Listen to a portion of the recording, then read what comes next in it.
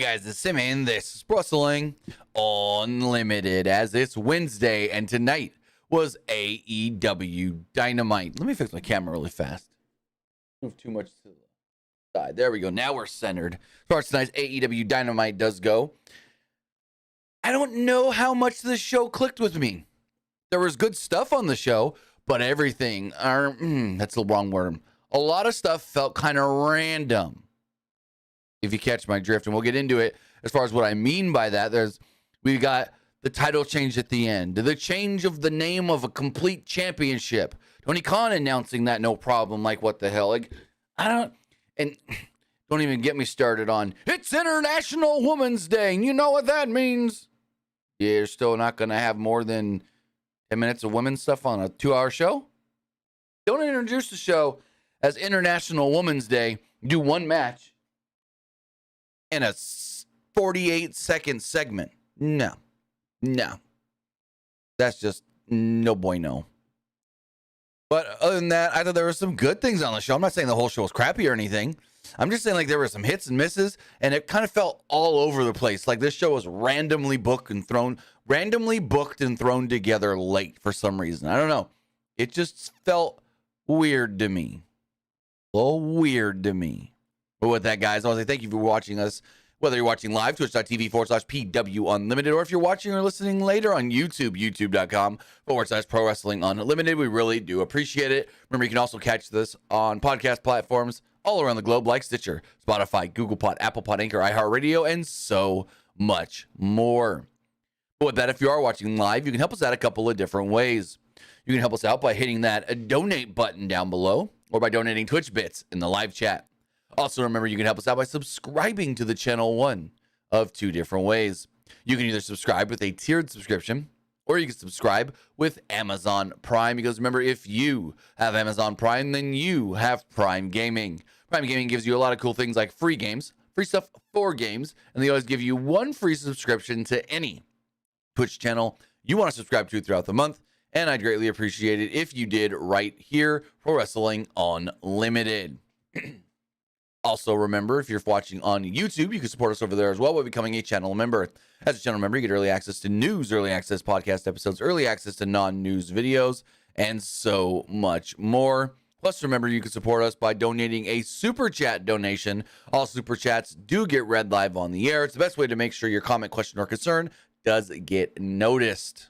And finally, head over to the Epic Game Store. Head over to the Epic Game Store and buy something. Whether you're buying a new game, whether you're buying an old game, whether you're buying a free game, claiming a free game, or getting bucks for Rocket League, Fortnite, or Fall Guys, use this code right here, PW Unlimited, at checkout to support us at no extra cost. Again, use code PWU NLIMITED at checkout for all your Epic Games and Epic Game Store purchases. Also, this show is brought to you by Ultra Pro Wrestling, which we will talk about later. Now, the show itself kicks off with the, now I guess you could say, acto defuncto All-Atlantic Championship. Because technically, there isn't an All-Atlantic Championship anymore. But regardless, kick off with the All-Atlantic title match. It is Orange Cassidy defending against, Orange Cassidy defending against Jay Lethal. And so Orange Cassidy comes out for his entrance, and you're supposed to get the pyro, like the fire, right? Only one little flame goes off. And Orange Cassidy looks, and he gives like a look, and then like Chuck Taylor looks over like, what the hell was that? And they don't really, but kind of acknowledge it on commentary. Then Jay Lethal makes his way out to the ring. When Jay Lethal makes his way out to the ring, about 50 referees come out with them, pushing back Jeff Jarrett, Satnam Singh, and what's his name? Sanjay Dutt. And they're like, no, you guys can't be out here. No, you guys can't be out here. So they push him away. So Jay Lethal gets into the ring. They do a recap of the last time these guys fought. And then all of a sudden, we hear Tony Schiavone over the loudspeaker. It's like The Simpsons when Jesus is speaking to Homer. Whoa, Homer. You know what we have to do? Like super loud and like ominous, ominence. I don't know the right word. And then Taz is like, sound like the angels are talking to you, Shivani. And he's like over the house speaker as well. It's super weird. Someone hit the wrong button and turned their microphones on like all the other microphones. But then the audio didn't catch it. I don't know what happened here. Well, I know, but I don't know who messed this up.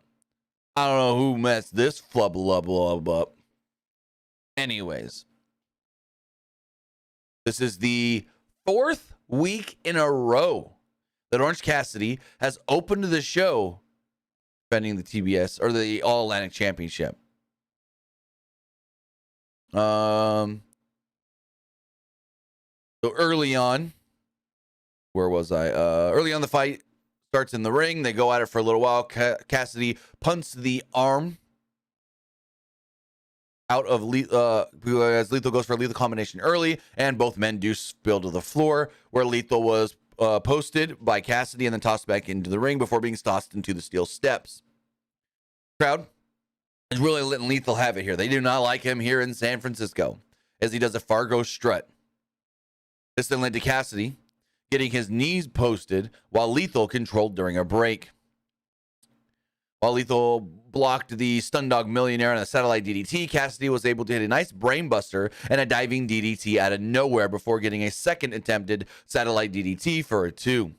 Cassidy's leg buckled as he was going for an orange punch as Lethal locked in a figure 4. Cassidy did make it to the ropes where both went to the apron and had a little chop battle. Back inside the ring, Lethal again took the leg as the lethal combination scored, but there was a top rope elbow that missed. Lethal then countered an orange punch into a cutter for a very close near fall that almost ended the match.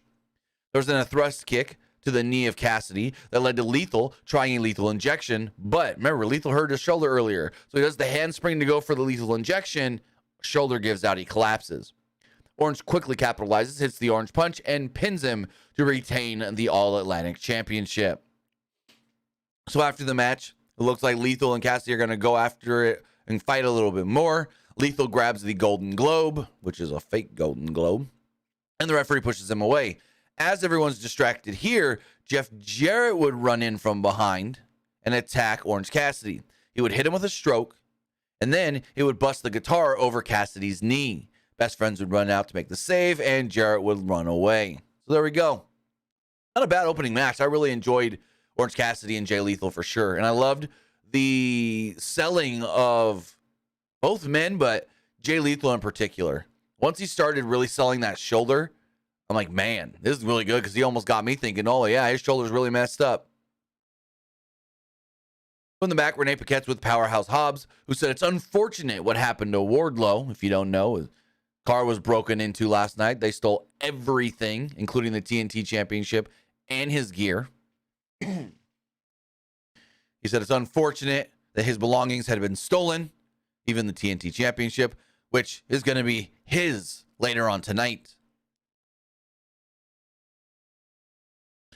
Ricky Starks then makes his way out to the ring to a strong ovation from the crowd. Before he could really say anything, well, he doesn't say anything. He's like, I've been running on a 10-day high. Really feeling good since Revolution when I beat Chris Jericho again. Now people have been asking me, what's next? What's next for Ricky Starks? And right now, I don't know. But the first question I have to ask is, where am I going? Also here, Bullet Club. Crowd goes nuts. Maybe they thought the same thing I did. Oh, Jay White? Nah, it wasn't Jay White. So Ricky Starks looks up at the Bullet Club logo on the screen, and he is attacked from behind by none other than Juice Robinson.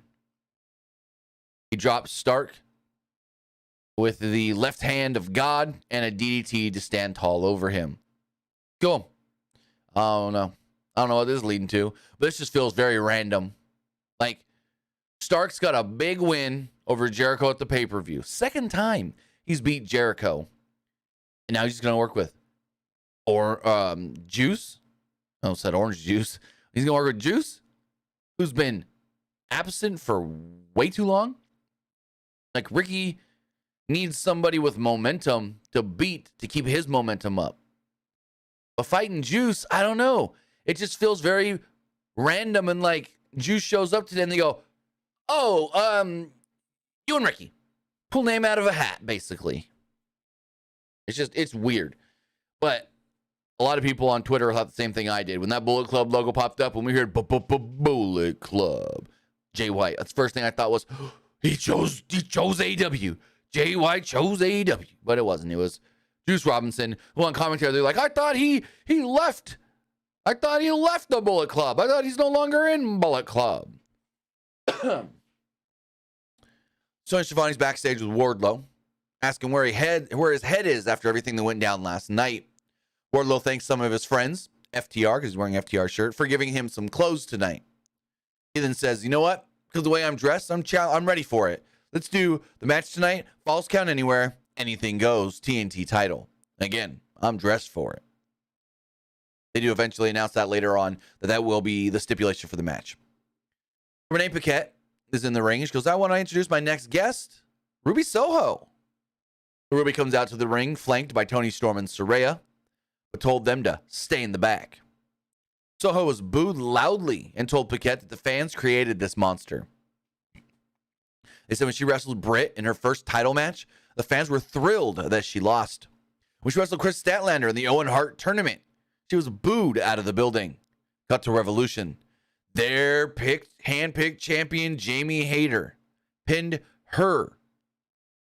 And then she realized that no one will overcome her defense. Tony Storm and Saraya weren't appreciated when they came to AEW by the neckbeards, the mouth breeders, and all these other crappy fans. The broken foundation of AEW is the entitled little shits and rookies who think they deserve the world. Soho demanded her opponent, which was Sky Blue, another homegrown talent, come down to the ring so she could beat her up. Then out came Sky Blue for their next match. It was all right. I mean, it was a Ruby Soho Sky Blue match, so it wasn't going to knock your socks off or anything, but it was okay. The promo before seemed very rehearsed, very, I'm mad at the fans. They made me a bad guy. The fans turned on me first, so in the end, it was only right for me to turn on. I didn't like it. It seemed like overly scripted, and every other, why am I a heel now? Because the fans promo. The fans did this. It was their fault. They liked everybody better than me. Oh, boo-hoo. Why me? Why don't you like me? Well, if you don't like me, I'll make sure you don't like me. I'll be a heel. Fuck that. Soho immediately sent Blue to the floor and beat her up before heading to a break. Back in the ring, Blue tried to fight back, but was planted with the big heel trip. During a picture-in-picture, this all took place during a picture-in-picture break. Soho at one point jaw-jacked the crowd while keeping Blue grounded. Back from the break, Blue tried to get something going with a knee strike and a slow, kind of sliding enziguri that didn't really look all that good. Blue then connected with the high cross off the top, and Soho avoided a code blue and pulled her hair into a destination unknown to pick up the victory. Not the best of matches, I'll say that. After the match, Saraya and Tony came back down, and they started to spray paint on Sky Blue, or they were about to spray paint Sky Blue, when Willow Nightingale would run out to make the save. She tried to reason with Ruby, saying, hey, you don't need to be with them, be with me. She covered her ears and this and that, and then Ruby would attack. Well, actually, no. Ruby would attack after Saraya and Tony attacked Willow from behind. So they lay out both women. Ruby gives Willow the no future, and then Saraya spray paints both women. Cool. This did nothing for me. Again, this is what they did on It's International Women's Day, and you know what that means. Renee Paquette's in the back. She's with Adam Hangman Page. She asked how he's doing. Page said, physically, I've been better, but Sunday, I left my heart get blackened because that's what I had to do. He said, if you want to push him, he'll take you to hell, and then he'll ride back out. Paquette said, or asked, if that means he and Moxley are finally done. Page apologized to Renee for having to watch what he did to her husband and said that he was sorry that she had to witness that, but not to blame him. He said, after this past Sunday, I believe I am finished with Moxley. which we learned later they're not. They're not. We got some social media videos, which we've already seen if you follow them on Twitter. There's a video of MJF backstage following his defense at Revolution. He tells people who thought Bryan Danielson was on his level that should get their brains checked. MJF had a horn coming out of his forehead and said that his back is no longer against the wall, and that Daddy is single in San Francisco. March 15th is his birthday, and he's going to stroll into Winnipeg and have a party, a bar mitzvah party. Reign of Terror, that is, has just begun. And this was all right. Tony Schiavone then introduces FTR in the ring to a huge standing ovation from the crowd. Wheeler said it's great to be back, but the last few months are really rough on them. Talking about losing all their titles, but ultimately they lost a close friend, and that is Jay Briscoe. Wheeler brings up the Guns and calls them the future of this division, but they're entitled little assholes. He says he's going to teach them everything that their dad should have. Harwood said that he loves the fans and the industry so much, as they have to become the AEW Tag Team Champions. They have to do it for the fans and for the Briscoes. So they're going to win the titles, and then they're going to do it in honor of Jay Briscoe. I think saying that kind of messes with the storyline, for the point of they're not going to say we're doing this for the Briscoes and then have FTR lose. Which I wouldn't have expected FTR to lose to the Guns anyways, but there would always still be that doubt in the back of my head of, what if the Guns win again? What if the Guns get another surprise win? Now that they said they're doing it for the fans, the Briscoes and themselves, they said the Briscoes, they said Jay Briscoe, FTR ain't losing.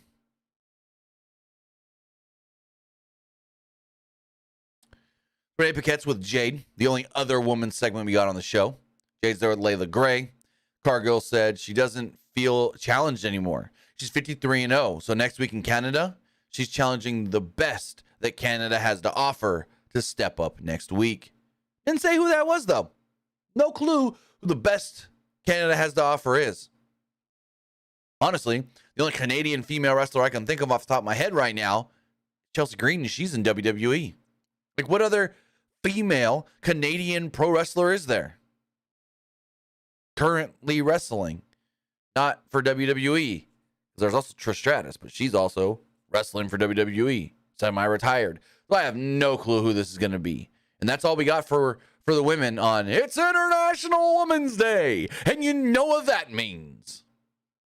No other women's segment, no other women's match. That's all. With still 45 minutes left in the show. If not an hour. It's like an hour to, right between an hour and 45 minutes left. Next up, we had Chris Jericho, Daniel Garcia, and Sammy Guevara taking on the team of Top Flight and AR Fox. Now, the match itself, I'd say, was all right. But what this match really did was it finally gave the JAS a win. Because the JAS been on kind of a cold streak, I guess you would call it. Not really doing all that well. So I think this was a much needed victory for the JAS, especially going into what we're going into next week. So there was a fast start by Fox against Jericho as he used his speed to send Jericho reeling in the corner. The skin the cat dropkick led to a huge top rope clearing by Fox as Jericho scurried to Guevara for some help. Guevara made the tag and Fox was grounded here, which allowed all the members of the JAS to hit a group pose for the fans. Garcia then tagged in as Top Flight made quick tags that led to a moonsault to the floor. Quickly after a distraction by Parker, Garcia was allowed to wipe out Dante with a right hand in midair. It also set up the JAS for isolating Dante on their side of the ring during a commercial break. There's a monkey flip that turned Guevara inside out that allowed Fox to make the hot tag and run wild.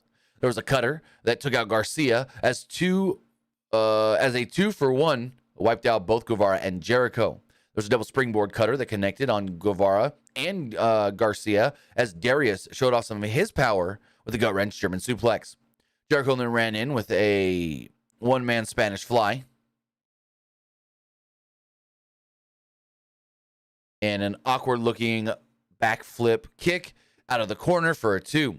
After a Dante dive on Garcia, Fox hit an implosion senton to take out Guevara and Parker. Dante countered with the walls of Jericho, but Hager clocked him with Floyd the Bat as Jericho had a juice effect to steal the victory. So the match ends and Jericho gets on the mic. Angela Parker called this, a bunch of them get on the mic. Angela Parker calls this the biggest trios win in AEW history. To light the beam. I'm like, okay. Matt Menard then said that this is the 1-year anniversary of the JAS getting together. Guevara calls themselves the #1 contenders for the trios titles, while Guevara just calls them all sexy. Hager still loves his hat. Jericho then calls out the House of Black as the lights go out. So I'm like, you get 1 win as a trio and you all of a sudden are #1 contenders? Okay, cool. I guess, whatever. But instead of the House of Black coming out, we hear the music of the Elite. Carry on our wayward son. Don't you cry no more. Kenny Omega said that for the better part of 3 years, they've stayed out of each other's lanes. I guess you could say that, other than like the first Stadium Stampede. Well, yeah, kinda, whatever. Don Callis interrupts and said that the Elite established these trios championships, so they are the rightful #1 contenders for a rematch. Callis puts over Jericho as one of the best, but the second best wrestler from Winnipeg. And if Callis had a couple of months to train, he'd be the 3rd. Jericho calls them to the ring, but then the lights go out. House of Black appear on the big screen, and they say that they want the titles. Or they say I wrote that weird. House of Black appears on their big screen, saying that they want the titles. Well, they have the titles, so why did I write it like that? Oh, I know I wrote it like that now. He's saying, if you want the titles, lights go out, lights come back on, they're in the middle of the ramp. He says, come get them. Next week in Winnipeg. We'll beat you all in your hometown, or something like that. So next week, it will be a triple threat for the Trios Championships. I assume that's the main event. It's the House of Black defending against both the Elite and the Jericho Appreciation Society. It should be fun. I feel like there's going to be a lot of too much going on, though. And it's going to be one of them damn can't follow it matches. There's going to be 9 motherfuckers in this match at one time-ish, kind of, sort of. 9. It's going to be very hard to keep track of who's legal and who's not. Then they send it to Tony Khan in the back, who's got just the weirdest announcement. Tony Khan says that next week, Orange Cassidy wants to have a challenge for the All-Atlantic Championship, and he wants to have that challenge against Double J Jeff Jarrett, and he will get that challenge. But Tony, in partnership with their partners at Warner Brothers Discovery, have come to the realization that since the new Shazam movie is coming out, Shazam, Fury of the Gods, that things need to change. And there's going to be no longer the All-Atlantic Championship because that title has been leveled up and is now the AEW International Championship. He's like, just like Shazam has leveled up, we have leveled up with now the International Championship starting next week in Winnipeg.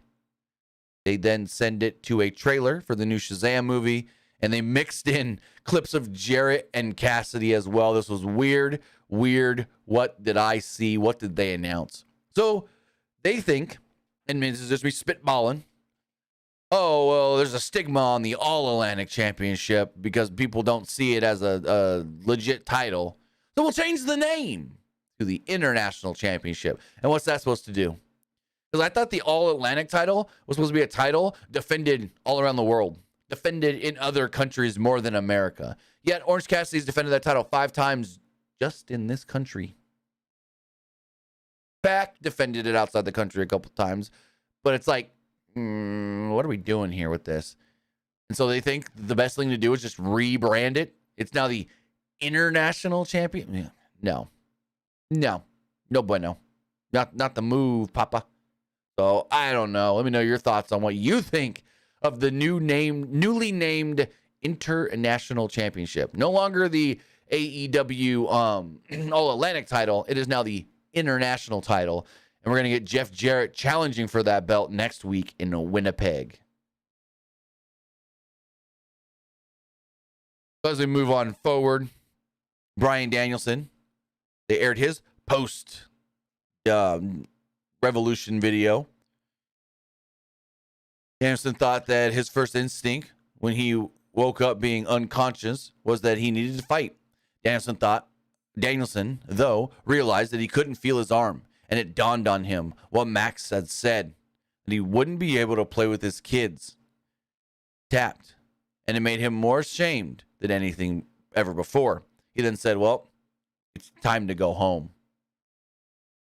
And these stupid people on Twitter thought that meant that he's going back to WWE. I saw a dozen, if not more, tweets. Going home? Going back to WWE? Going back to WWE? What? Roman Reigns better be trembling. Are you kidding me? Either you're trying to be funny and cute, or you're just really that dumb. I don't know what this means. Ring of Honor? Gonna go work a Ring of Honor taping? Super Card of Honor? I don't know. Probably just gonna go home, play with Birdie and Buddy. Go garden with them or something.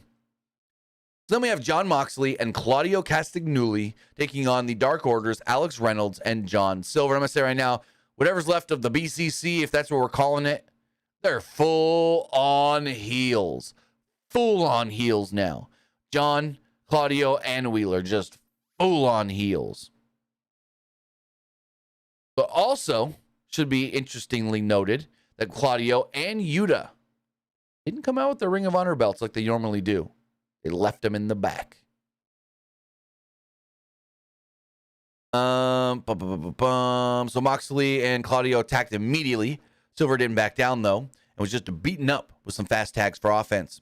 Silver finally dropped Claudio in the corner pretty fast with some fists, as Reynolds tagged in with a forearm shot and a dive to the floor on Moxley.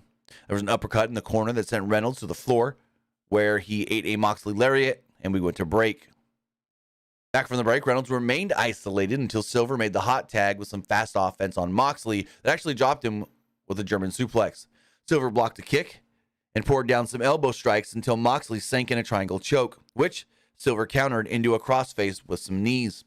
Silver and Reynolds then tried their wombo combo, but Moxley cut it off in the rear naked on Reynolds. He transitioned that into a Darce choke and picked up a submission victory. Cool. After the match, Moxley sank in a rear naked choke as Claudio kind of pushed off the referee. They then sent Silver to the floor.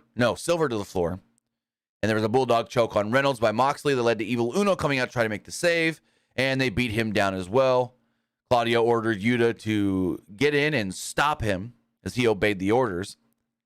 And then at one point I saw Claudio grab, I think it was Silver, and just like gut wrench throw him as far as he could. This would then lead to the Hangman coming out with his old music again. So the music from the pay-per-view, just a one-time thing, as it looks like. So Hangman comes out, and he jumps into the ring, and he rushes to check on his old friends. And so they get out of the ring, and he's like, okay, they're good. And then looks over at Claudio. You notice that they're all surrounding him, and he knocks out Claudio for a second. Well, he knocks out Claudio, so the rest of them start fighting on Hangman before referees come down to break it all up. So I guess this is going to lead to Moxley, Claudio, and Wheeler against some form of the Dark Order and Hangman or whatever. But they kept saying in a commentary, Hangman thought he was done with Moxley. But obviously he's not. Really? They're just stretching this goddamn shit out again? Not a fan. We saw the culmination. We don't need to see more. Let it breathe, brother. Let it breathe. Come on, Tony. Let both men do something else. Let one of them be the next challenger to, MJF. And let it be Hangman. Let Hangman challenge MJF. But no, we got to do more Hangman and Mox.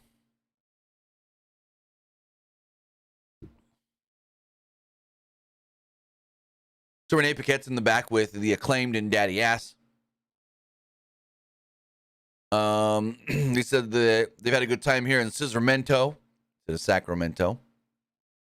And up would come 2.0, Matt Menard and Angela Parker, who said that they love rap music and they could tell the Acclaimed sports entertainers. And I love Menard. He's like, sports entertainers. I just love the way he says it. And he said it because Angela Parker's like, and we know you guys are sports entertainers. And Menard goes, sports entertainers. I love it. And they're basically offering them a spot in the JAS. But the Acclaim kind of just laughed it off. Said that they're on TV more than they are. Why would they want to be with them? And then walked away. There's nothing happening. Stupid ass segment. It's probably going to lead to like the Acclaimed. And was this announced for Rampage or not? The Acclaimed versus 2.0. That's all it's going to lead. No, it wasn't. So yeah, Acclaimed versus 2.0. Speaking of being announced for next week, first off, Rampage. Announced on Rampage will be Nyla Rose taking on Riho. We also do know that Konosuke Takeshita will be taking on Preston Vance. And in a match that didn't draw last time, once again, it's Sammy Guevara versus Action Andretti. Why are we doing this match again? Why do we need Sammy in Action again when that match led to a very low-rated episode of Rampage? Come on. Also, as far as next week's show does go, we do know that MJF will have a Reba Mitzvah celebration.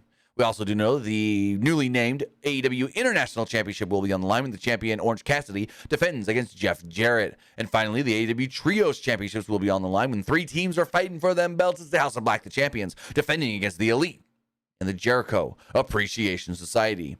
So it's a trio of trios next week on the show in Winnipeg, Manitoba, Canada. Cool. Also, I've thought of this before, but it's like Winnipeg, Manitoba, Canada. So Winnipeg is the city, Manitoba is the state, Canada is the country. So how come in America we don't say Sacramento, California, United States? Like that just sounds weird, right? Los Angeles, California, United States. But it doesn't sound weird to say Winnipeg, Manitoba, Canada. Toronto, Ontario, Canada. You know, it's just weird. You say all 3, but in the U.S., we just say 2. Los Angeles, California. Yeah, you say Toronto, California, but it doesn't sound weird to say Toronto, Ontario, California. You know what I mean? Or I think the next big Impact show, it's in London, Ontario, Canada. It's like, really? I said Ontario, California. Wrong, Ontario, California. Ontario, Canada. But moving forward, we got our main event. Crowd really seemed into this match until, well, the end. When we got, I don't even know what. So the match actually starts in the back. Both men fighting around a car. And we know what's going to happen. Someone's getting slammed on this damn car. Wardlow narrowly missed Hobbs, chucking a keg at his head. Hobbs then suplexed Wardlow on the hood of the car and tried to powerbomb him on the car, but Wardlow backdropped him on the windshield, shattering the windshield instead. Both men then brawled all over the place backstage during a commercial break. When back, they headed to the ring with Wardlow connecting with a spinebuster. Hobbs popped right up, though, and hit a spinebuster of his own, which Wardlow also no-sold. It was a roundhouse lariat from Wardlow that led to an F10 for a 2. Hobbs battled back with 3 spinebusters in a row, but Wardlow kicked out. Match then went to the floor again with Hobbs violently slamming Wardlow through a guardrail, which allowed Hobbs to set up a table because the crowd was chanting, "We want tables. We want tables." You got a guy slammed through a goddamn windshield, and all you care about are tables. So he sets up the table, and Wardlow missed Hobbs with some, misted him with some water, spitting in his face, and set him up, and connected with a swanton off the top through a table. Wow, did this look cool. Yes, Wardlow, his swanton through the table from the top to the outside. Jesus Christ. Wardlow then hit a powerbomb on the ramp. Wardlow then collapsed after executing the move, like it took all it had out of him. Struggling to get to his feet, Wardlow dragged Hobbs up the ramp. As Wardlow went to powerbomb him off the stage, QT Marshall, of all people, would hit Wardlow with a chair more than once. Marshall is wearing a QTV shirt, so I guess he's QTV from those vignettes we've been seeing on Dark and Dark Elevation. Marshall and Hobbs then together powerbomb Wardlow off the stage, which you could tell that they were like, oh, we're going to do this off the stage. Well, you're going to have the biggest crash mat possible. After fucking Anna Jay ruptured her ribs off of a stage dive move kind of deal. Anyways, they do the 10 count thing. Wardlow doesn't get to his feet, and the title changes hands. Because remember, the title changes hands on submission, pinfall, or not being able to get to your feet after a 10 count. So there we go. QT then celebrates with Hobbs, who, in my opinion, looked very confused as to why are you helping me? But whatever, I'm the champion now. Hobbs wins his first title in AEW. So there we go. Hobbs is your new AEW TNT champion. And that's everything that took place on the show. A very random feeling show. Like they booked a lot of things last minute, kind of just like, hey, let's try this and let's try that and let's try this and sure, why not? Kind of stuff. Also, I did see a question or a comment in the chat. Oh, about the females from Canada. They said, what about Taya Valkyrie? Good one. I didn't think of Taya. I don't know what her contract status is right now as far as being allowed to do AEW. I know her and John are working a lot of MLW. And I know Court likes to sign his people to exclusives. And I don't know if they're signed or not, her and John. So I don't know if she's available. I didn't think of Taya at all because I don't think of Taya as a Canadian, if that's not a rude thing to say, because I've always known Taya as being from LA. As long as I've ever known of Taya Valkyrie, I've always heard of Taya Valkyrie from Los Angeles. So I always forget, oh yeah, she is originally from Canada. That's right. But with that, guys, that's everything that took place tonight on AEW Dynamite. So with that, you know what I thought of the show. Now it's time to hear what you guys thought of tonight's show. So as far as that goes, let's check the polls. Let's refresh these puppies. As far as the Twitch poll does go,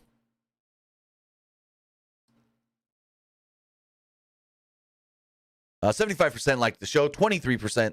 No. Whoa, ho, ho. 75% didn't like the show. Wow. 23% liked it, and 2% thought it was just all right. As far as the Twitter poll does go, 38% liked it. Ooh. 30% thought it was all right, and 30% didn't like it. As far as the YouTube community poll does go, 52% liked the show. A little better. 30% thought it was just all right, and 19% did not like it.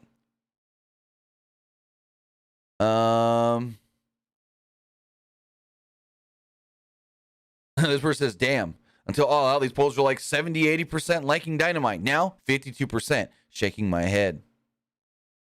And finally, the live poll, pretty much the same. 56% liked it, 26% thought it was just all right, and 17% did not like it. Wow. Okay. So a show that at least our viewers weren't too big on. Interesting. But with that, guys, that's going to wrap everything up. I want to say thank you if you're watching live, twitch.tv/PW Unlimited or youtube.com/Pro Wrestling Unlimited. Or if you're listening later on podcast services all around the globe like Stitcher, Spotify, Google Pod, Apple Pod, Anchor, iHeartRadio, and so much more. Give us a 5-star rating, please. Give us a 5-star rating and let them know you like the content we're creating. But with that, guys, that's going to wrap everything up. I want to say thank you again for joining us, whether you're watching live or watching and listening later. We'll see you back Friday morning for the wrestling wrap-up. And then we'll be back Friday evening for Friday Night SmackDown. Also, in a little while, I'll be live, twitch.tv/TimmyBuddy, playing some video games. So we'll have some fun over there as well in just a little bit. Have a good one, guys.